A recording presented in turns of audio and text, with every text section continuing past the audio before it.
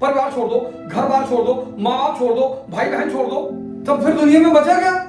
फिर आदमी आत्महत्या ना कर ले जब सब छोड़ ही देना है तो। सभी निराश पुरुष मिले, इसने तो आज के युवा को पागल कर रखा है। पेट भर गया लेकिन मन नहीं भरा। सर लगा कर देखिए, मजा आ जाए जिंदगी। 1 महीने में आपका जीवन बदल जाएगा।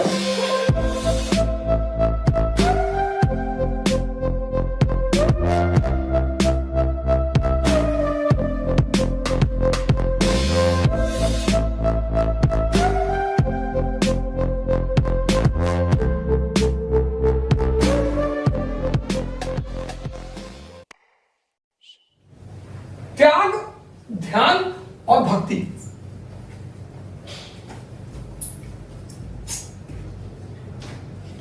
बड़ा प्यारा वर्ड है त्याग।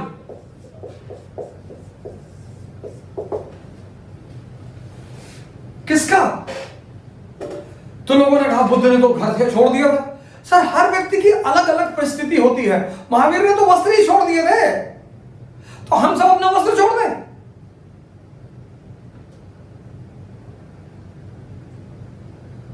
परिवार छोड़ दो, घर बार छोड़ दो, माँ बाप छोड़ दो, भाई बहन छोड़ दो, तब फिर दुनिया में बचा क्या? फिर आदमी आत्महत्या ना कर ले जब सब छोड़ ही देना है तो। नहीं, आप त्याग शब्द का मतलब नहीं समझ पाए। बड़ा जबरदस्त शब्द है त्याग। त्याग किसका? मनोवृत्तियों का, जिसमें 2 बहुत इंपॉर्टेंट है। बुद्ध जब वापस आए अरहत होने के बाद, तो यशोधरा ने उनसे पूछा कि जो आपको जंगल में मिला वो क्या यहां नहीं मिलता? बोले मिलता। कभी तो जंगल नहीं गए, उनको वहीं संसार में ही मिला, वहीं अरहत हुए, वहीं ज्ञानी हुए। बुद्ध तो घर छोड़कर नहीं, कबीर तो घर छोड़कर नहीं गए, नानक एकदम संसारी का जीवन जिया। एकदम कुछ चीजों को लोग समझ नहीं पाते, फिर वो उसको ट्रेंड बना देते हैं। जब वो ट्रेंड बना देते हैं तब वो बड़ी घातक हो जाती है। मनोवृत्तियों का, और 2 मन की वृत्तियां बड़ी खतरनाक है। एक आदत और दूसरी को उत्तेजना। बड़ी खतरनाक आदत। इसीलिए तो मन को अंधा कहा जाता है। सिगरेट के पैकेटों पे लिख दिया गया है सिगरेट पीने से कैंसर होता है। वो जो कैंसर के पेशेंट हैं उनकी फोटो डाल दी गई है, फिर भी लोग पी रहे हैं। आदत। इसीलिए मन को अंधा कहा गया, क्योंकि वो आदत के सहारे जीता है। और अगर आप सफलता नहीं पा रहे हैं और अपनी आदतों को छोड़ना शुरू कर दें, सर आपके जीवन तुरंत बदलेगा। त्याग किसका? आदतों का, उत्तेजना का। यह तो बड़ी खतरनाक चीज। इसने तो आज के युवा को पागल कर रखा है। उत्तेजना, जल्दबाजी, एक्साइटमेंट, हरी।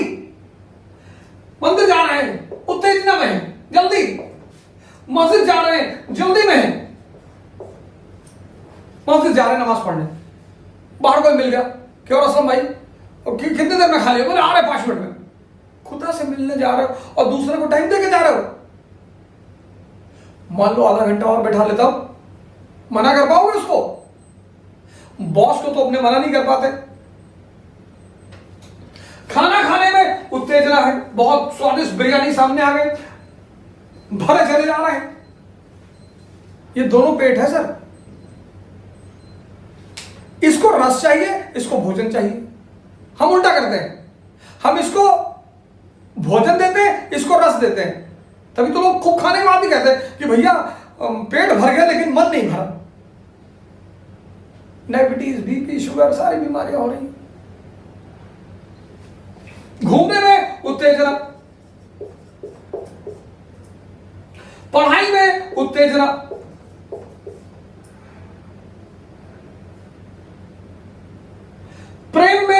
उत्तेजना।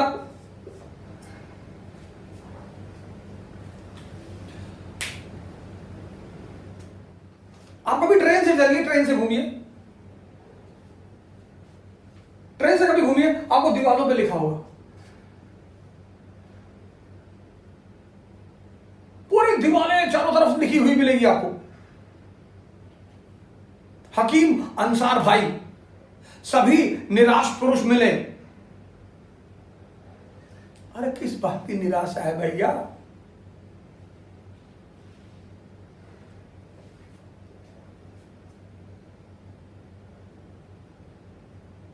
स्वप्न दोष, शीघ्र पतन। सर ये जो आप हर जगह उत्तेजना में चल रहे हो, तो मन की आदत हो गई उत्तेजित रहना। अब आप चाहते हो कि हर जगह जल्दी करें, पर जब प्रेम में रहें स्त्री के साथ, मतलब एनसीईआरटी 5 मिनट में खत्म कर ले, 5 मिनट में घूम ले, 5 मिनट में थाली भर खाना खा ले, 5 मिनट में मंदिर से निकल आए, लेकिन जब स्त्री के साथ रहे तो 5 घंटा रहे, संभव है? और इसका फायदा कौन उठा रहा है? ये वैद, नीम, हकीम। अब चूंकि आप उत्तेजना में हैं और मेहनत कर रहे हैं, उत्तेजना में मेहनत कर रहे हैं, फल मिल नहीं रहा, तो क्या पैदा हो गया? निराशा।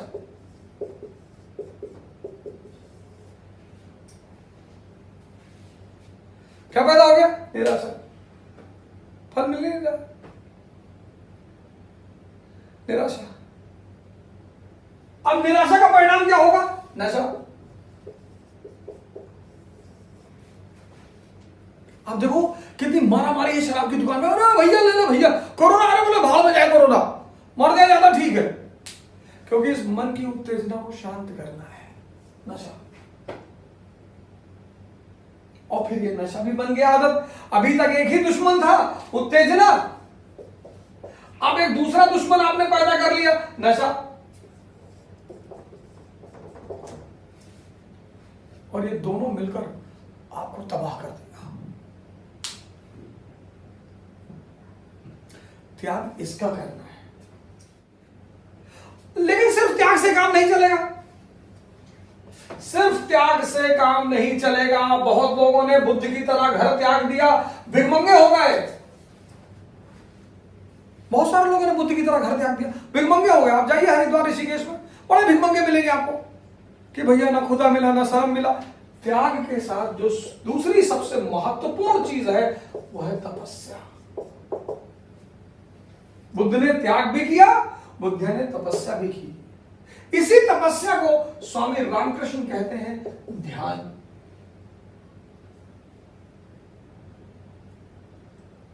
तुम घर तो छोड़ा है, जबलपुर के रहने वाले हो, इलाहाबाद में आके पढ़ रहे हो, माँ बाप ने कहा जाओ पढ़ो, त्याग किया आपने, लेकिन आप तपस्या नहीं कर रहे हैं। तपस्या के बिना त्याग व्यर्थ है। और तपस्या कैसी? भक्ति जैसी, डूब कर। फिर कोई डाउट ना रहे, डूब कर। होगा क्या? जब आप त्याग करोगे और तपस्या करोगे तो पैदा होगा पौरुष। बहुत बार यह नाम सुना होगा, पौरुष। पौरुष मतलब आत्मबल।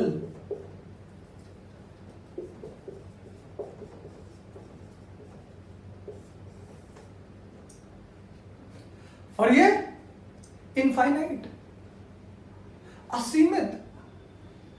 ये दुनिया में एक ऐसा बल है जिसकी कोई सीमा नहीं। कभी भी तुम सुनते हो ना कि फलाने को कैंसर था, भैया कैंसर जीत गए, इसके बदौलत। दवा थोड़ी काम करती है।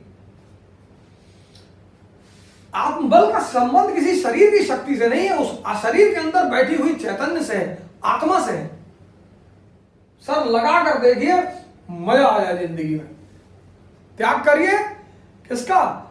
मनोवृत्तियों का। कौन सी? आदत और उत्तेजना। एक छोटा सा फॉर्मूला बताऊं, लगा के देखिए। जब आप खाना खाना बैठे ना, वो बहुत अच्छा खाना है, तो गिनती गिनिए 100 से 1 तक, उल्टी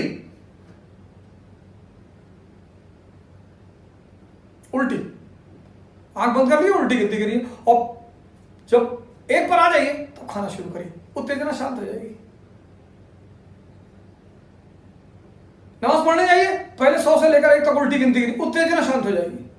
मंदिर जाइए, पहले उत्तेजना को जीतिए, और जब आप उत्तेजना को जीतेंगे तो पता आपके अंदर क्या पैदा होगा? धैर्य। इस्लाम, सारे धर्म कहते हैं कि धैर्य का फल मीठा होता है। कभी पता करने की कोशिश की? क्यों? क्योंकि जब तुम्हारा मन धैर्यवान हो जाता है तो उसकी ताकत उस असीम से जुड़ जाती है, और फिर तुम्हारी परफॉर्मेंस असीम हो जाती है। तो तुम धैर्य वहां करते हो जहां चीजें तुम्हारे बस में नहीं है। ऑपरेशन थिएटर में आदमी जा रहा था, तुम धैर्य करके बैठे हो क्योंकि वो चीज तुम्हारे बस में नहीं है। ये 3 चीजें तुम्हारे अंदर धैर्य का विकास करेंगे तुम्हारे मन में, और जब धैर्य का विकास होगा तो तुम्हारा मन इस पौरुष आत्मबल से जुड़ जाएगा, असीम से जुड़ जाएगा। उसके बाद तुम चाहो तो आसमान में छेद कर दो ऐसे उंगली लगाकर। मैं तो गुजरा हूं ना सर,